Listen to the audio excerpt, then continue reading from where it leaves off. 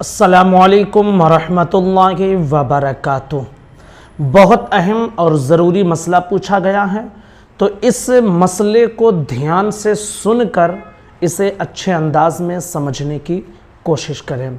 सवाल ये पूछा गया है कि अल्लाह तबारक व तआला को भगवान, प्रभु, ईश्वर या गॉड कहना कैसा है, कह सकते हैं या नहीं।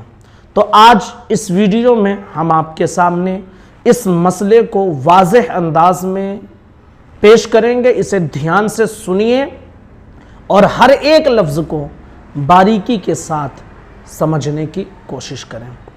सबसे पहली चीज़ भगवान के हवाले से आप समझ लीजिए कि भगवान के अल्फाज अल्लाह तबारक व तआला के लिए हरगिज़ इस्तेमाल नहीं करना चाहिए।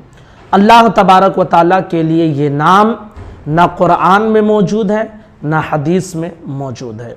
ये गैर मुस्लिमों की बोली है, लिहाजा कोई भी मुसलमान अल्लाह तबारक व तआला को भगवान कहकर ना पुकारे, भगवान कहने से परहेज करे, इसलिए कि शरीयत के एतबार से इन अल्फाज का इस्तेमाल सख्त मना है। ये भगवान के हवाले से।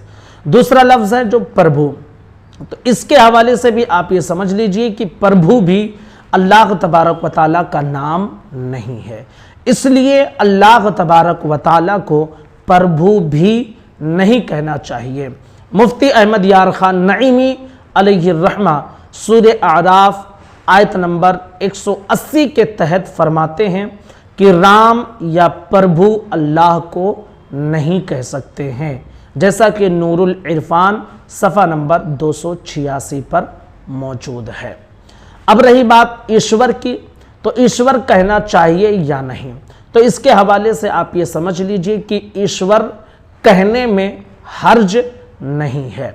फतावा रज़विया जिल्द नंबर 15 सफ़ा नंबर 48 पर मौजूद है कि ज़बान हिंदी में, यानी हिंदी ज़बान में जो माबूदे बरहक के अस्मा ज़िक्र किए गए हैं उनमें से एक लफ्ज़ ईश्वर भी है।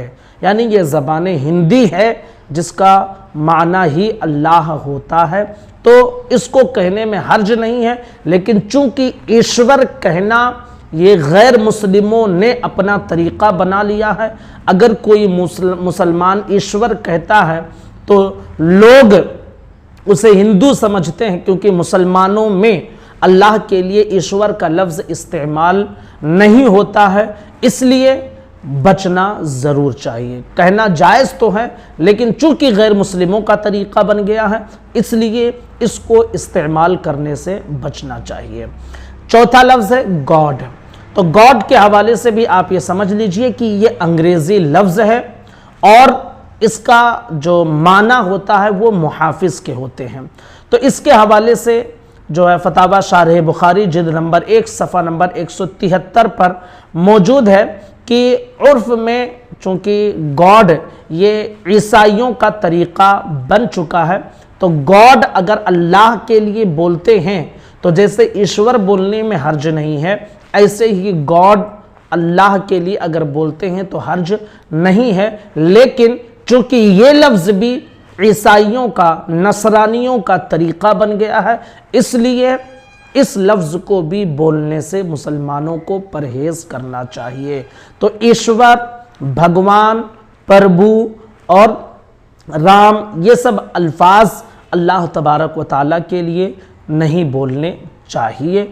बहुत सारे ऐसे अल्फाज हैं कि जो अल्लाह तबारक व तआला के लिए लोग इस्तेमाल करते हैं, उनमें से तो कुछ इतने सख्त हैं कि अगर बंदा उसका एतक़ाद रख कर बोले तो काफिर भी हो जाएगा, और कुछ ऐसे हैं कि जिनको बोलना शरई एतबार से हराम है। आज के दौर में बहुत सारे लोग अपने आप को ये बताते हुए कि हम सेकुलर हैं और इस तरह के अल्फाज इस्तेमाल करते हैं। मुझे नहीं समझ में आता है कि सेकुलरिज्म का मतलब क्या है। सेकुलरिज्म का मतलब ये हरगिज़ नहीं है कि तुम आओ मस्जिद में और हम जाएं तुम्हारी मंदिर में, ये मतलब हरगिज़ नहीं है। सेकुलरिज्म का मतलब ये है कि हर मजहब वाला अपने मजहब के एतबार से आज़ादी के साथ रह सके और अपने मजहबी कामों को अपने दीन के एतबार से कर सके। मुसलमान हैं, नमाज पढ़ना चाहते हैं, कोई रुकावट ना हो, नमाज पढ़ सकते हैं, टोपी लगाना है लगा सकते हैं, अपना लिबास इस्लामी पहनना है पहन सकते हैं, चेहरे पर दाढ़ी सजाना सजा सकते हैं, है ना। ये है मुसलमान के लिए।